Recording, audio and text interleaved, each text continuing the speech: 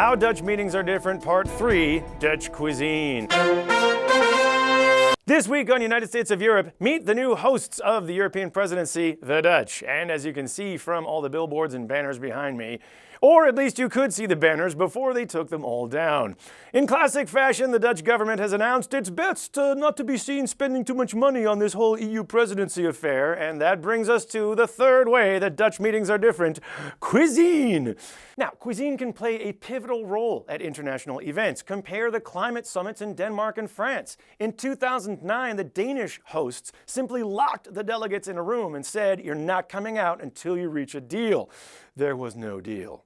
In Paris 2015, even as the final negotiations were underway, the French hosts called a break for a warm lunch of coffee, croissant, chocolat, and the resulting climate agreement was the most successful ever. Then the Dutch welcomed EU officials to an opening ceremony in Amsterdam, and hopefully they also served the classic mini croquettes, which the Dutch insist on calling bitterballs.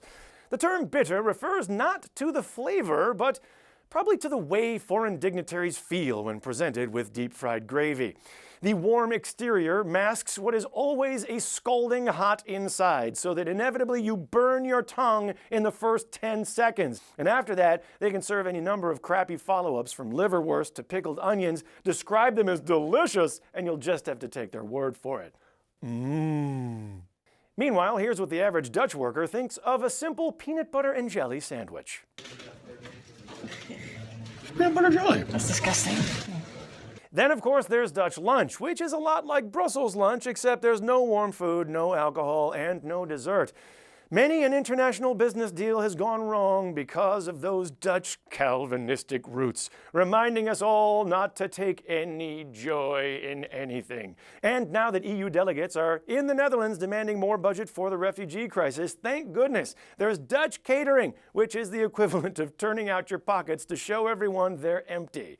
Let's hope the 2016 Dutch EU presidency will still be a success with lots of international agreements. And to that end, let's all raise a tall glass of buttermilk.